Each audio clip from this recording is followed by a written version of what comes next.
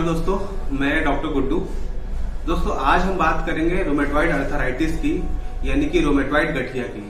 Basically ये एक auto immune disorder है जिसमें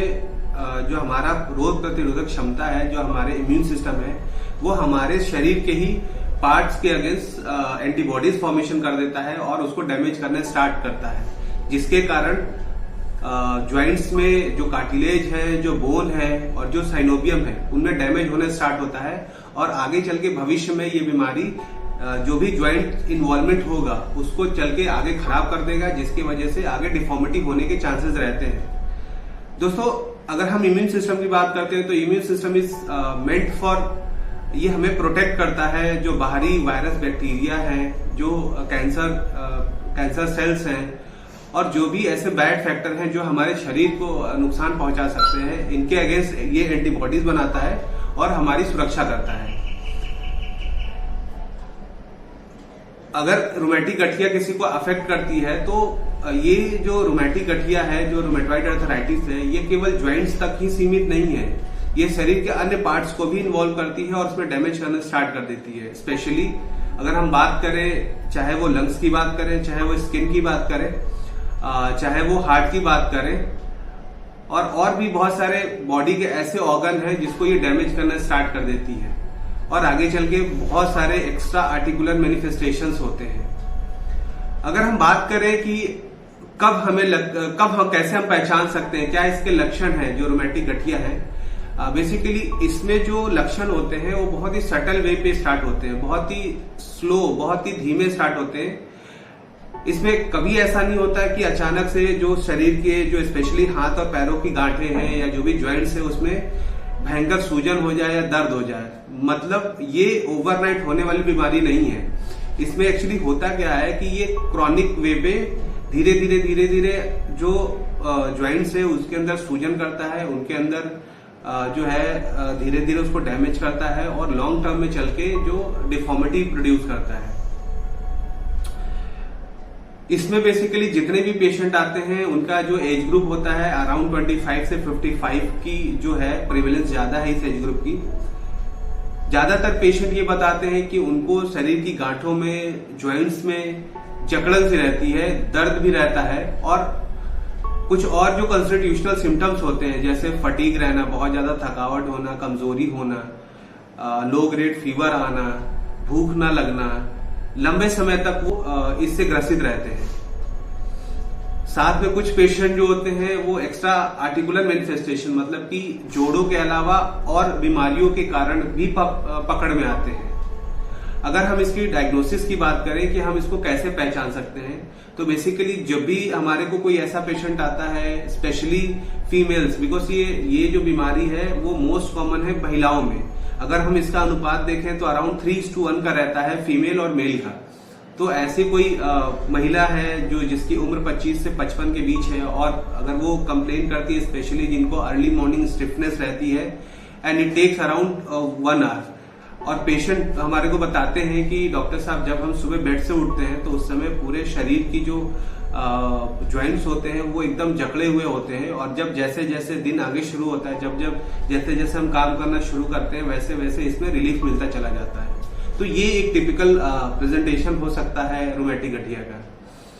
अगर हम डायग्नोस्टिक क्राइटेरिया की बात करते हैं रोमेटिक गठिया में, तो एग्जैक्टली कैसे हम रोमेटिक गठिया को पकड़ सकते हैं, जो भी पेशेंट होते हैं उनमें ये जो फीचर्स होते हैं ज्वाइंट पेन के, फटीग के, लो ग्रेड फीवर के, कि इनकी जो ड्यूरेशन होती है, ड्यूरेशन ऑफ सिम्टम्स जो है वो मोर देन 6 मंथ होना चाहिए। अगर हम बात करते हैं नंबर ऑफ ज्वाइंट्स इन्वॉल्वमेंट का, क्योंकि जो रोमेटिक गठिया है मेनली ये इन्वॉल्व करता है small to medium joint size के ज्वाइंट्स को, स्पेशली जो हाथ के ज्वाइंट्स हैं, जो पैरों के फिंगर्स के ज्वाइंट्स हैं, उनमें पेन होना स्टार्ट होता है और पेशेंट को फिस्ट बांधने में यानी मुट्ठी बांधने में बहुत ही तकलीफ होती है। तो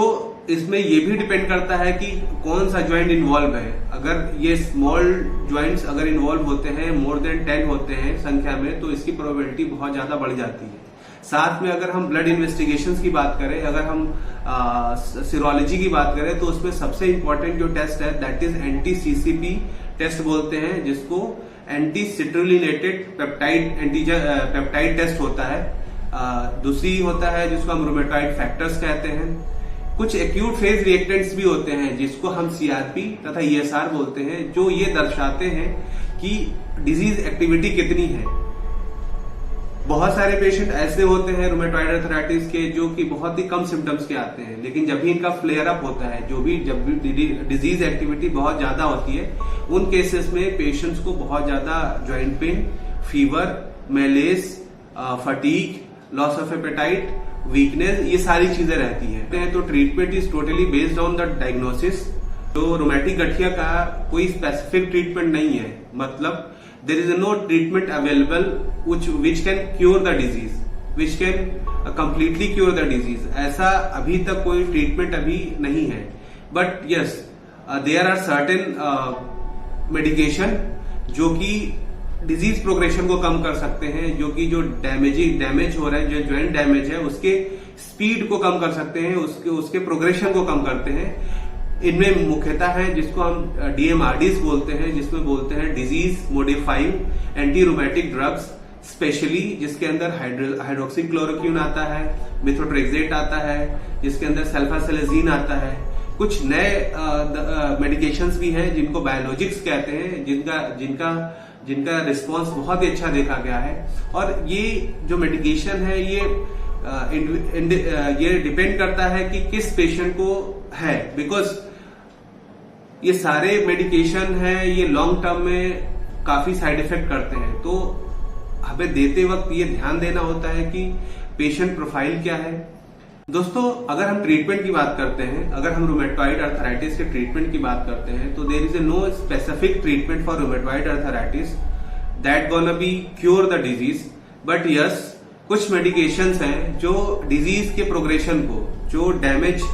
ज्वाइंट डैमेज की स्पीड को कम कर सकते हैं, और जिससे सिम्टम्स में भी बहुत इंप्रूवमेंट मिलता है, प्लस लॉन्ग टर्म बेनिफिट भी रहता है।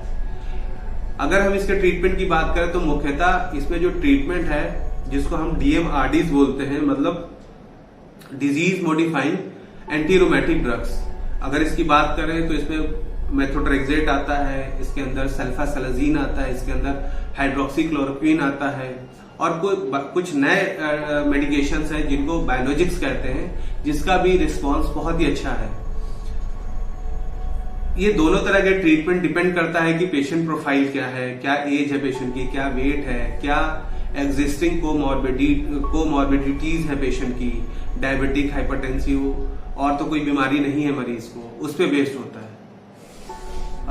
दोस्तों, finally I would advise you कि जिस किसी को भी अगर इस तरह की परेशानी है, स्पेशली जिसको अर्ली मॉर्निंग स्टिफनेस है, मतलब कि बेड से उठते ही अगर उसके ज्वाइंट्स में स्टिफनेस रहती है and that stiffness prolonged for minimum 1 hour, तो ऐसे मरीजों को